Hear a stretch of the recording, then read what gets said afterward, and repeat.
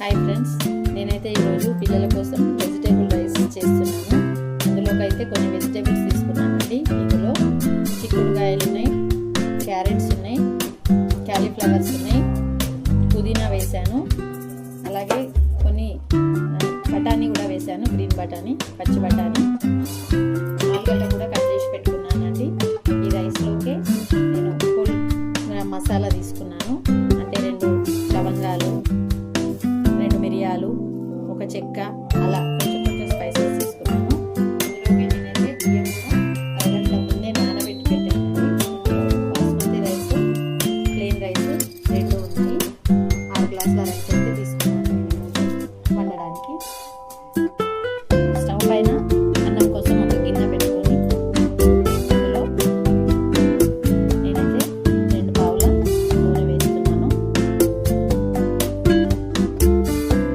అందులోనే ఒక స్పూన్ నెయ్యి వేస్తున్నానండి. ఎందుకంటే మనము అన్నంలో నెయ్యి వేయడం వలన చాలా కమ్మగా ఉంటుంది, పిల్లలు ఇష్టంగా తినేస్తారు. కాబట్టి అందులోకి నేనైతే నెయ్యిని వేసాను.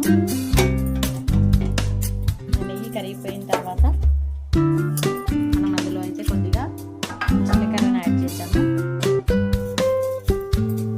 జీలకర్ర వేసుకోవడం వల్ల మనకి అన్నం రుచిగా ఉంటుంది, మరియు తొందరగా తిన్నది అరిగిపోతుందండి. అందులోనే మనం ఇందాకే హోల్ మసాలా తీసి పెట్టుకున్నాం కదా, వాటిని కూడా వేసేసి కొద్దిగా వేయించుకోవాలి.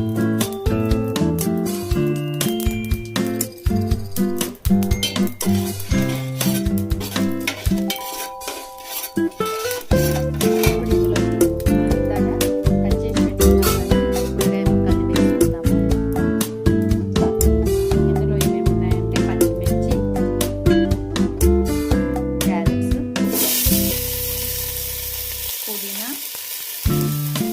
క్యాలీఫ్లవర్, చిక్కుడుకాయలు, గ్రీన్ బఠానీ ఇవన్నీ ఉన్నాయండి. అన్నంలో వేసి చక్కగా వేయించుకోవాలి.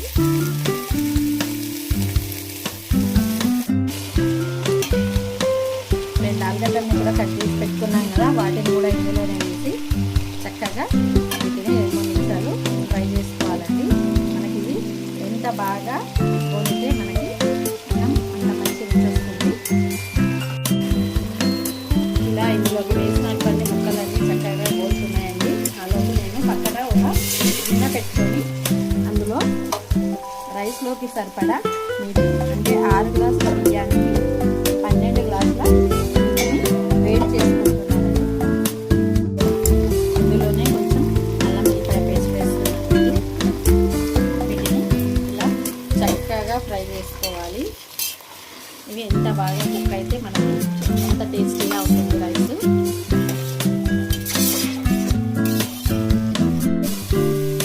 ఇందులో వేసిన కూరగాయలన్నీ చక్కగా ఉడికిపోయాయండి. ఇప్పుడు ఇందులో మనం గంట ముందు నానబెట్టినటువంటి రైస్ని వేసుకుందాము.